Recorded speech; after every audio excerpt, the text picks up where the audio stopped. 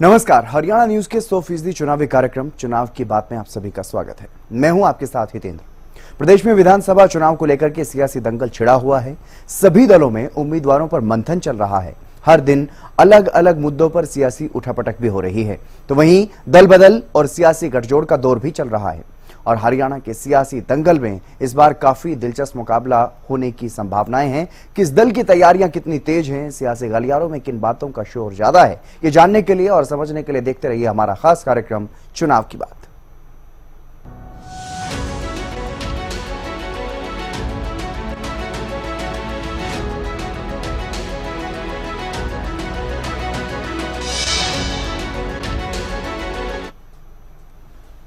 चुनाव की बात में हरियाणा विधानसभा चुनाव पर बात करें, उससे पहले बात करते हैं राज्यसभा उपचुनाव की, क्योंकि राज्यसभा उपचुनाव को लेकर के प्रदेश में काफी बयानबाजी हुई और माना जा रहा है कि इस उपचुनाव का असर विधानसभा चुनाव पर भी पड़ने वाला है, क्योंकि बीजेपी ने इस उपचुनाव में काफी सोच समझ करके सियासी दांव चला है और किरण चौधरी को राज्यसभा भेजने का काम किया है। बीजेपी की राज्यसभा उम्मीदवार किरण चौधरी निर्विरोध सांसद चुनी गई हैं, क्योंकि विपक्ष की तरफ से कोई उम्मीदवार राज्यसभा उपचुनाव में नहीं उतारा गया। इस दौरान मुख्यमंत्री नायब सैनी और बीजेपी के प्रदेश अध्यक्ष मोहनलाल बड़ोली भी किरण चौधरी के साथ में मौजूद रहे। जब रिटर्निंग अधिकारी ने उन्हें उनका सर्टिफिकेट सौंपा, किरण चौधरी ने निर्विरोध सांसद चुने जाने के बाद पार्टी का धन्यवाद किया और कांग्रेस पर जमकर निशाना साधा। साथ ही अपने धुरविरोधी रहे पूर्व सीएम भूपेंद्र सिंह हुड्डा पर निशाना साधते हुए उन्होंने यह कहा कि बापू बेटे के पास अब कुछ नहीं रह गया। ये मेरी जीत नहीं है, ये जीत भाजपा की जीत है। आप सब जानते हैं, मैं तो उधर रही हुई हूँ। हमेशा मैंने देखा है नौटंकीबाजी करते हैं, नौटंकियों के अलावा इनके पास और कुछ नहीं है। अभी भी जो है, जब चुनाव अल्पमत की बात जब कर रहे थे सीएम साहब, तो मुझे यह ध्यान में आया कि अल्पमत कर रहे थे और कभी जा रहे हैं ये राज्यपाल के पास जा रहे हैं, वहां पर दे रहे हैं चिट्ठी, कहीं और कुछ दे रहे हैं कि हम जो है सरकार को गिरा देंगे। वहीं इस दौरान हरियाणा के मुख्यमंत्री नायब सैनी ने किरण चौधरी को बधाई दी और किरण चौधरी के बहाने कांग्रेस पर भी निशाना साधते हुए नजर आए। उन्होंने कहा कि जो लोग कहते थे सरकार अल्पमत में है, उन्हें इस जीत ने आईना दिखा दिया है। इसका बड़ा असर विधानसभा चुनाव में भी दिखाई देगा, ये दावा भी सीएम नायब सैनी ने किया है। मैं राज्यसभा के लिए एक तरफा जीत किरण चौधरी जी को मिली है। मैं इसके लिए किरण चौधरी जी को बहुत बहुत बधाई और शुभकामनाएं देता हूं। जिस प्रकार का कांग्रेस लगातार ये दुष्प्रचार कर रहे थे कि सरकार अल्पमत में है, एक बार नहीं कहा, मैं लगातार ये बात बोल रहा था कि मैंने पूरे विपक्ष के सामने 13 मार्च को विधानसभा में विश्वास मत हासिल किया है। परंतु इस प्रकार का दुष्प्रचार करना, इस प्रकार से झूठ बोलना विपक्ष के द्वारा, आज वो पूरा का पूरा शीशा विपक्ष को दिखाई दे रहा है। कांग्रेस पार्टी यह हिम्मत नहीं कर पाई, जो लोग इस प्रकार का दुष्प्रचार कर रहे थे कि सरकार अल्पमत में है, वो फार्म भी नहीं भर पाए। इस प्रकार की स्थिति कांग्रेस की हो गई है। उन्होंने सरेंडर किया है, उन्होंने हार मानी है। हार मान करके उनकी हिम्मत नहीं हुई कि वो राज्यसभा के अंदर किसी को खड़ा कर दे, क्योंकि उनको मालूम था कि भारतीय जनता पार्टी के पास पूरा गणित है। और मैं पूरे विश्वास के साथ ये बात कह रहा हूं कि कांग्रेस विधानसभा के चुनाव के अंदर भी कहीं दिखाई नहीं देगी। भारतीय जनता पार्टी तीसरी बार बहुत बड़े मैंडेट के साथ सरकार बना रही है, क्योंकि कांग्रेस का जो झूठ है वो लोगों के सामने आ जाता है, क्योंकि ये झूठ अब चलने वाला नहीं है। जो जब से मैं ये बात बोल रहा हूं कि ना हम इनके झूठ को चलने देंगे ना बिकने देंगे। तो वहीं रोहतक दौरे पर रहे सीएम ने युवाओं के मुद्दे पर भी कांग्रेस को घेरा है और कांग्रेस पर आरोप लगाते हुए कहा कि कांग्रेस ने लाखों युवाओं का भविष्य खराब किया है, जबकि बीजेपी ने युवाओं को आगे बढ़ाने का काम किया। 10 वर्षों के अंदर युवाओं को इस्तेमाल किया गया, उनके हित के लिए कदम नहीं उठे हैं। परंतु जब हम देखते हैं आदरणीय मोदी जी के नेतृत्व में ये हमारी डबल इंजन की सरकार जो चल रही है, भाइयों, हर पड़ाव के ऊपर युवाओं को एक प्लेटफॉर्म देने का काम ये हमारी सरकार ने किया है। आज युवाओं का इन 10 वर्षों में जो विश्वास सरकार के प्रति बढ़ा है, भाइयों, इस बात की चर्चा मेरे हरियाणा प्रदेश का युवा करता है। भाइयों, मुझे खुशी है कि हमारी सरकार ने पिछले 10 वर्षों के अंदर आदरणीय प्रधानमंत्री जी ने चाहे प्रधानमंत्री मुद्रा बैंक की योजना लाई हो, युवाओं को उनको पैरों पे खड़ा करने का काम ये हमारी सरकार ने किया है। भाइयों, जब हम देखते हैं हमारी सरकार ने stand up India, startup India, हमारे जो स्टार्टअप युवा हैं जिन्होंने काम शुरू किया, आज यूनिकॉर्न में तब्दील कर दिया, ये हमारे युवा की ही ताकत है, उसकी ही ये शक्ति है कि आज देश मजबूती से आगे बढ़ रहा है।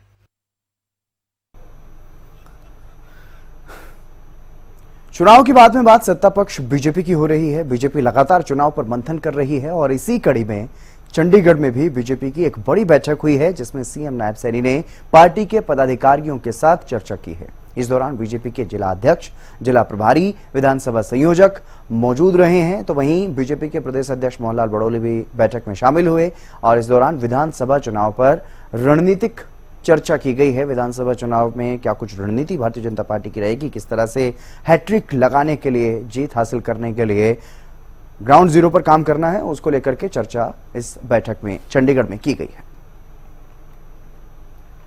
तो लगातार भारतीय जनता पार्टी मंथन कर रही है। इससे पहले उम्मीदवारों पर लगातार मंथन बीजेपी कर चुकी है। गुरुग्राम में भी बैठकें हो चुकी हैं, दिल्ली में भी बैठकें हो चुकी हैं, चंडीगढ़ में भी उम्मीदवारों को लेकर के चर्चाएं हुई हैं और अभी भी वो बैठकें लगातार चल रही हैं और विधानसभा चुनाव में किस तरह से जीत हासिल करनी है, उन तमाम पहलुओं को लेकर के चर्चा हो रही है।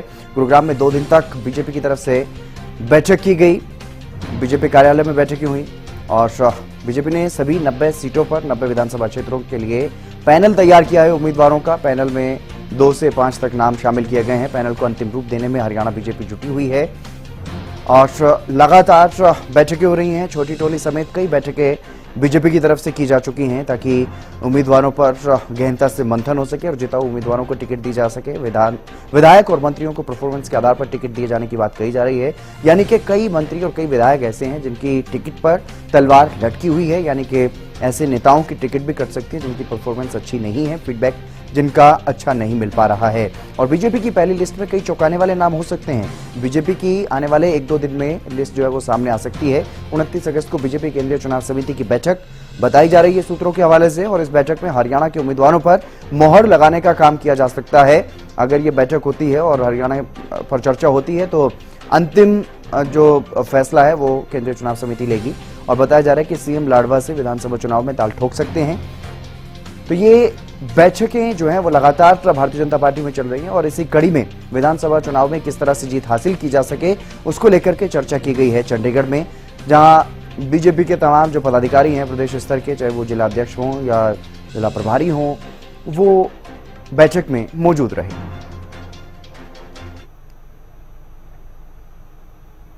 चुनाव की बाद में बात करते हैं मुख्य विपक्षी दल कांग्रेस की। कांग्रेस लगातार दिल्ली में मंथन कर रही है। उम्मीदवारों को लेकर के फाइनल पैनल तैयार करने में स्क्रीनिंग कमेटी जुटी हुई है। स्क्रीनिंग कमेटी के अध्यक्ष हैं अजय माकन। अजय माकन कांग्रेस के वरिष्ठ नेता हैं और वो अपनी पूरी टीम के साथ, क्योंकि 4 सदस्य हैं हरियाणा कांग्रेस स्क्रीनिंग कमेटी के, जो 4 सदस्य बनाए गए हैं, वो लगातार दिल्ली में मंथन कर रहे हैं और चर्चा कर रहे हैं उम्मीदवारों को लेकर के। इसके लिए हरियाणा कांग्रेस के तमाम सीनियर नेताओं को बुलाया जा रहा है, पीएसी के जो सदस्य हैं उनको बुलाया जा रहा है, एक एक करके उनसे चर्चा की जा रही है। अलग अलग क्षेत्रों के जो दावेदार हैं उनके बारे में जानकारी ली जा रही है और गहन मंथन किया जा रहा है, क्योंकि गहन मंथन के बाद ही हर सीट पर पैनल तैयार किया जाएगा, पैनल को फाइनल रूप दिया जाएगा। पैनल में 2 से 4 उम्मीदवार कांग्रेस की तरफ से भी रखे जाने की बात कही जा रही है और उन्हें फिर केंद्रीय चुनाव समिति के सामने पेश किया जाएगा, जिस पर अंतिम फैसला हाईकमान को लेना है। उससे पहले चाहे बात कुमारी सैलजा की हो, रणदीप सुरजेवाला की हो या कैप्टन अजय यादव की हो, इस तरह से तमाम जो सांसद हैं, हरियाणा कांग्रेस के वरिष्ठ नेता हैं,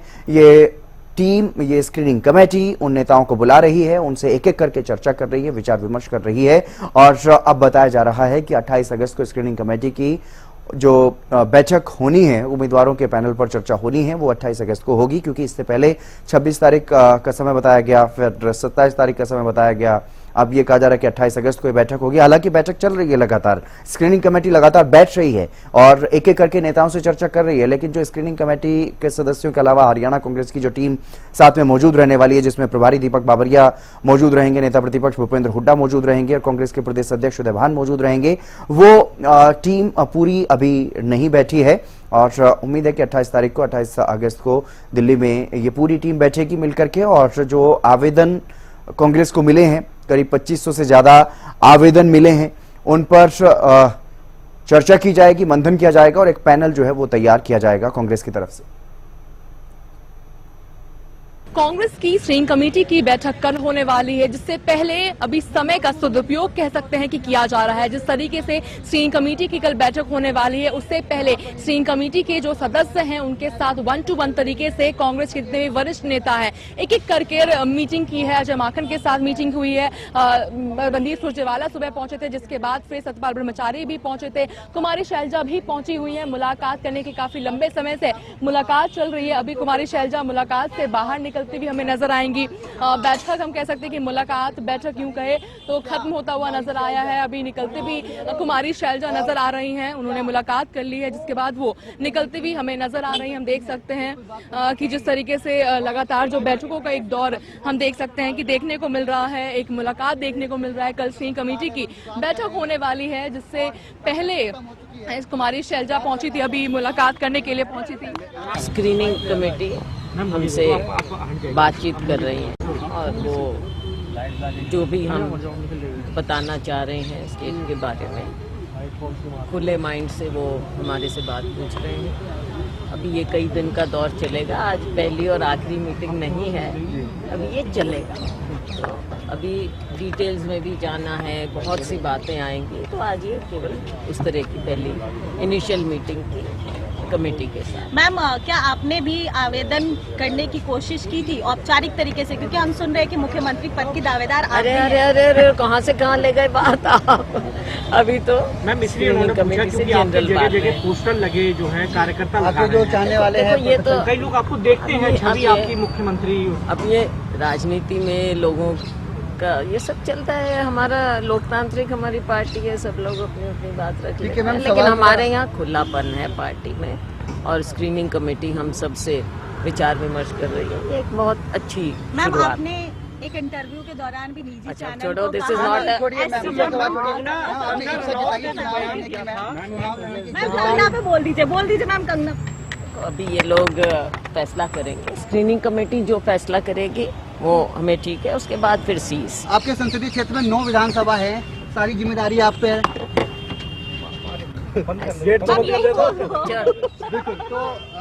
चर्चा की गई है, उसमें तो हम कह सकते हैं कि इनिशियल स्टेज पर मुलाकात हुई है, बैठक हुई है। हालांकि जो प्रॉपर मीटिंग है वो कल होने वाली है। स्क्रीनिंग कमेटी के जितने भी सदस्य हैं उनके साथ कल बैठक होने वाली है। तमाम स्क्रीनिंग कमेटी के सदस्य मौजूद रहेंगे, सीएलपी लीडर मौजूद रहेंगे, इसके अलावा प्रभारी दीपक बाबरिया, अध्यक्ष उदय भान भी उस बैठक में मौजूद रहेंगे। जिससे पहले 1-to-1 तरीके से एक इनिशियल मीटिंग हम कह सकते हैं कि किया जा रहा है।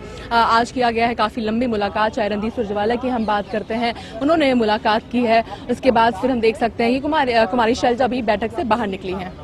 दिल्ली से कैमरा पर्सन राजेश के साथ अपराजिता श्री, हरियाणा न्यूज।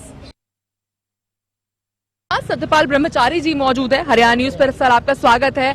सर, बैठक किया है, स्क्रीनिंग कमेटी की बैठक कल होने वाली है। हालांकि आज आपने भी मुलाकात की अजय माकन जी से, क्या कुछ रहा सर उस मुलाकात में? देखिए, मुलाकात इस सर्वे के आधार पे जो भी होंगे उनको टिकट दिया जाएगा।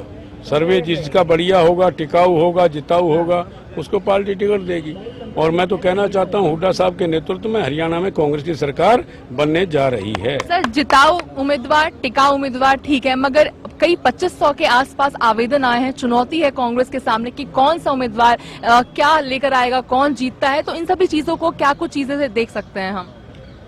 देखिए, सब मान जाएंगे। सरकार में आने के बाद सबको कहीं न कहीं व्यवस्था दी जाएंगी। हमारे यहाँ काफी चेयरमैन के भी होते हैं, अन्य संगठन के भी होते हैं, कहीं भी एडजस्ट कर सकते हैं। सर, क्या आपके द्वारा किसी प्रकार की कोई बात रखी गई होगी? नहीं, मेरे साथ जो थे मैंने सबके लिए कहा है, सतपाल ब्रह्मचारी सबका है, सबका साथ देगा, जिसको हाईकमान टिकट देगा उसको उसका काम करेंगे। सर, एक और सवाल सर, जेजेपी को लेकर भी अगर कर लिया जाए सर, जेजेपी और आजाद समाज पार्टी ने आज गठबंधन किया है, किस तरीके से इसे आप देखते हैं सर? 70 और 20 का जो इन्होंने गठबंधन किया है, किस तरीके से देखते हैं आप? मैं कह रहा हूँ अब सब जनता जान चुकी है, हरियाणा में कांग्रेस की सरकार बनने जा रही है श्रीमान हुड्डा साहब के नेतृत्व में। तो हरियाणा कांग्रेस का टिकटों पर मंथन लगातार चल रहा है। कम से कम एक सीट पर 2 और ज्यादा से ज्यादा 4 या 5 नाम भी शामिल किए जा सकते हैं पैनल पे। केंद्रीय चुनाव समिति के पास वो पूरी जो सूची बनाई जाएगी, पूरा जो पैनल तैयार किया जाएगा वो भेजा जाएगा और उस पर फिर उम्मीदवारों पर हाईकमान को अंतिम फैसला लेना है। जो panel Haryana Congress screening committee की तरफ से तैयार किया जाएगा उस पर हाईकमान को फैसला लेना है। एक उम्मीदवार एक सीट पर चुना जाएगा। दिल्ली में हरियाणा चुनाव समिति की बैठक पहले हो चुकी है और कांग्रेस में 90 सीटों पर 2500 से भी ज्यादा आवेदन जो है वो मिले हैं और उन्हीं पर चर्चा चल रही है, उन्हीं के बारे में फीडबैक लिया जा रहा है। हरियाणा कांग्रेस स्क्रीनिंग कमेटी की जो टीम है वो लगातार चर्चा कर रही है। जिताऊ उम्मीदवारों को टिकट दिए जाने की बात कांग्रेस में कही जा रही है और कांग्रेस के मौजूदा विधायकों की भी टिकट कट सकती है। इस बात के संकेत विधानसभा अध्यक्ष जो हरियाणा कांग्रेस के अध्यक्ष हैं वो दे चुके हैं। 4 सितंबर तक पहली सूची आने की संभावना है। तो हरियाणा कांग्रेस लगातार मंथन कर रही है और हरियाणा कांग्रेस की जो स्क्रीनिंग कमेटी बनाई गई है विधानसभा चुनाव के लिए अजय माकन की अध्यक्षता में, वो भी एक एक करके तमाम जो सीनियर नेता हैं उनसे चर्चा कर रहे हैं, विचार विमर्श कर रही है। ये पूरी टीम, स्क्रीनिंग कमेटी की टीम अजय माकन की अध्यक्षता में दिल्ली में ही ये बैठकें चल रही हैं और जो आधिकारिक रूप से एक बैठक होनी है, नेता प्रतिपक्ष भूपेंद्र सिंह हुड्डा और कांग्रेस के जो प्रदेश अध्यक्ष हैं उदय भान और कांग्रेस के प्रभारी दीपक बाबरिया भी उस बैठक में शामिल होंगे। वो उम्मीद है कि 28 तारीख का समय उसका बताया गया है कि 28 अगस्त से वो बैठक होगी, चर्चा होगी और उसके बाद एक पैनल तैयार किया जाएगा हर एक सीट पर। फिर वो सीईसी को भेजा जाएगा, केंद्रीय चुनाव समिति को भेजा जाएगा, जहां से जिताऊ उम्मीदवार को चुनावी मैदान में उतारने का आखिरी फैसला लिया जाएगा।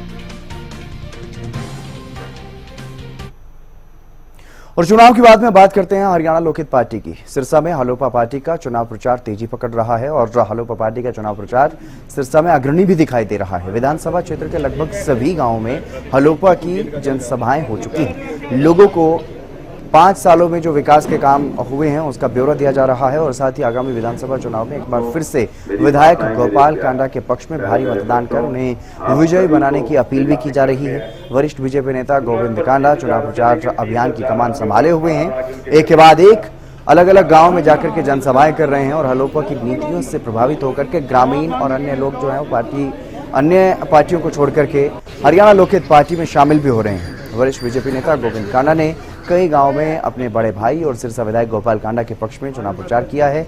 इस दौरान उन्होंने ये भी कहा कि चुनाव के बाद सभी समस्याओं का समाधान प्राथमिकता के आधार पर किया जाएगा और बड़ी संख्या में लोग हलोपा में शामिल हुए।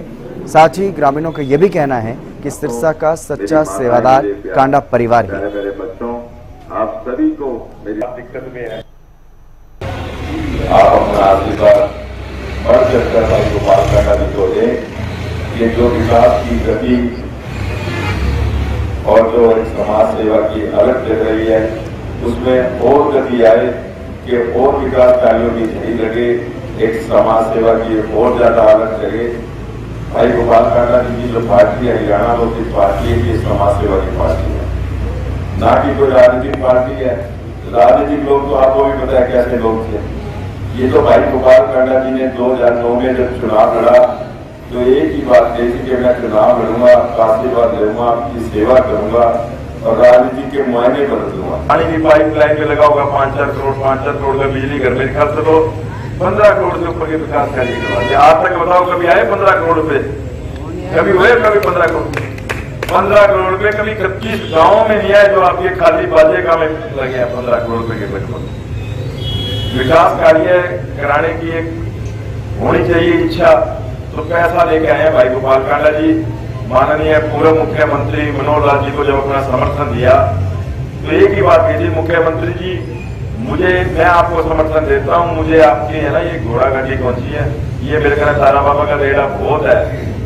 मन है तो सिर्फ मेरा विकास, ये सिरसा जिला को विकास नहीं रुकना चाहिए, मेरे गाँव को विकास नहीं रुकना चाहिए। और चुनाव की बात में अब बात करते हैं एक नए गठबंधन की। हरियाणा विधानसभा चुनाव के लिए एक नया गठबंधन हुआ है।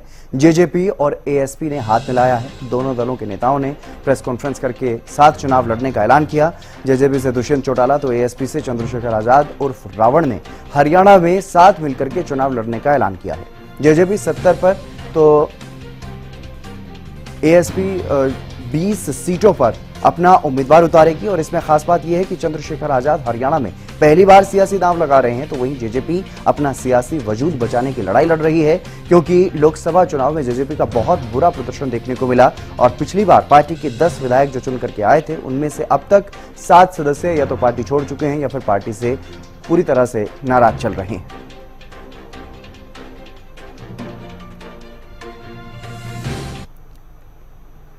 बात जेजेपी और एएसपी गठबंधन की हो रही है तो थोड़ा पृष्ठभूमि पर भी नजर डाल लेते हैं, क्योंकि पुराने मजबूत साथियों में शायद ही अब कोई बचा हो जेजेपी में जो अभी भी पार्टी के साथ है, क्योंकि पार्टी के कई पदाधिकारी और पार्टी की टिकट पर साल 2019 में जो चुने गए 10 विधायक, उनमें से 7 विधायक पार्टी से दूरी बना चुके हैं। दूरी बनाने वाले विधायकों के बारे में आपको बता देते हैं। सबसे पहला नंबर है अनूप धानक का, जो कि काफी विश्वसनीय माने जाते हैं जेजेपी में। उनको वो उकलाना से विधायक बने थे, पार्टी के सभी पद छोड़ चुके हैं और अब अटकले हैं कि बीजेपी में कभी भी जा सकते हैं। दूसरे नंबर पर बात करते हैं देवेंद्र बबली की। टोहाना से विधायक चुने गए थे, सभी पद छोड़े उन्होंने भी और लोकसभा चुनाव में कांग्रेस का हालांकि समर्थन कर चुके हैं, लेकिन अभी तक किसी भी दल में जाने को लेकर के असमंजस की स्थिति में है। बात करते हैं रामकरण काला की। शाहबाद से विधायक चुने गए थे, कांग्रेस में शामिल हो चुके हैं, कांग्रेस से टिकट की इच्छा भी जता चुके हैं। अगर टिकट नहीं मिली तो निर्दलीय चुनाव लड़ने का ऐलान कर चुके हैं। बात करें अगर ईश्वर सिंह की तो गोला से विधायक चुने गए थे, कांग्रेस में शामिल होने की बात उनकी चल रही है। और रामनिवास सुरजाखेड़ा की अगर बात करें तो नरवाना से विधायक थे, पद से इस्तीफा दे चुके हैं। लोकसभा चुनाव में बीजेपी का साथ दिया और कभी भी बीजेपी में शामिल हो सकते हैं, इस तरह की भी चर्चाएं लगातार चल रही हैं। जोगीराम सिहा अभी इसी तरह से बरवाला से विधायक थे, इस्तीफा दे चुके हैं, लोकसभा चुनाव में बीजेपी का साथ दिया और अब कभी भी बीजेपी में शामिल हो सकते हैं, इस तरह की चर्चाएं हैं। रामकुमार गौतम नारनौल से विधायक हैं, शुरुआत से ही पार्टी से नाराज रहे, कई बार मंत्री पद न मिलने को लेकर के नाराजगी जाहिर की। जेजेपी से अलग होकर किस दल का दामन थामेंगे इस बारे में कुछ नहीं कहा जा सकता, लेकिन जेजेपी नेता दुष्यंत चौटाला पर निशाना साधने में कोई मौका नहीं चूकते हैं। और चुनाव की बाद में अब बात करेंगे पूर्व मंत्री अनिल विज के बयान की, जिन्होंने कांग्रेस पर तीखा हमला बोला और कहा कि चुनाव आयोग को कांग्रेस की मान्यता रद्द कर देनी चाहिए। और इस दौरान अनिल विज ने जेजेपी और आजाद समाज पार्टी के गठबंधन पर भी चुटकी ली।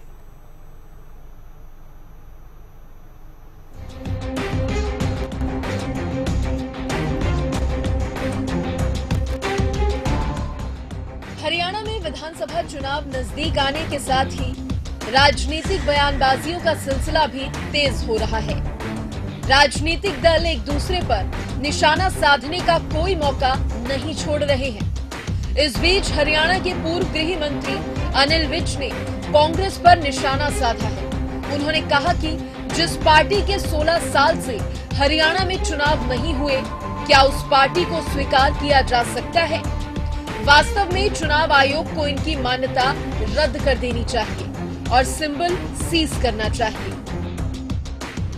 जिस पार्टी के 16 साल से हरियाणा में चुनाव नहीं हुए, क्या उसको पार्टी स्वीकार किया जा सकता है? वास्तव में तो चुनाव आयोग को हरियाणा में इनकी मान्यता रद्द करनी चाहिए, इनका सिंबल फ्रीज कर देना चाहिए। ये तो है, ग्रुप है, परिवार है, कहीं बापू बेटा एंड कंपनी है, कहीं सुरजेवाला जी हैं, कहीं पर शैलजा जी हैं, तो ये तो आपस में लड़ रहे हैं। जैसे सब्जी मंडी देखी आपने कभी? सब्जी मंडी में आरती आकर करते हैं और गाहक आके खड़े होते हैं, तो वैसे जैसे वहां भाव तोल होता वो होता है। हरियाणा में जेजेपी और आजाद समाज पार्टी यानी एएसपी ने विधानसभा चुनाव में गठबंधन का ऐलान किया है, जिसको लेकर भी पूर्व गृह मंत्री अनिल विज ने अपनी प्रतिक्रिया दी और कहा कि इस बार विधानसभा चुनाव में क्षेत्रीय पार्टियां खत्म हो जाएंगी और मुकाबला सिर्फ बीजेपी और कांग्रेस के बीच होगा, इसलिए इनके आपस में गठबंधन करने से कोई फर्क नहीं पड़ेगा। देखिए, अब जो चुनाव हो रहे हैं, अब जो क्षेत्रीय पार्टियां हैं वो लगभग खत्म हो चुकी हैं। अब जो चुनाव है हरियाणा में ये मुख्य पार्टियों में ही है, दोनों में, तो अब उनका कोई महत्व नहीं है, कोई किसी से करे कोई ना करे। चुनाव हो रहे हैं तो खेलना तो है ही है, सबने जैसे भी खेले हो। तो हम कहाँ कर रहे हैं, हम तो अकेले लड़ रहे हैं। तो वहीं इससे पहले सीएम नायब सिंह सैनी ने भी जेजेपी को लेकर बयान दिया था, जब उन्होंने जेजेपी नेता दुष्यंत चौटाला को अपनी पार्टी को मजबूत करने की नसीहत दे डाली और कहा कि कांग्रेस जेजेपी को खत्म करना चाहती है। कांग्रेस तो जेजेपी को खत्म करना चाह रही है, मैंने इसका कारण से कांग्रेस का नाम लिया। कांग्रेस जेजेपी को खत्म करना चाह रही है क्योंकि मैं दुष्यंत चौटाला जी को ये बात कहना चाहूंगा कि थोड़ा मजबूत हो जा। पिछली बार 10 सीटें ली थी, भी ले ले कोई थोड़ी बहुत। चुनावी मौसम में वार पलटवार का दौर जारी है। अब ऐसे में देखने वाली बात होगी कि बीजेपी के इन बयानों का पलटवार कांग्रेस और जेजेपी किस तरह से करते हैं। Bureau report, Haryana news. फिलहाल के लिए चुनाव की बात में बस इतना ही। आप देखते रहिए हरियाणा न्यूज।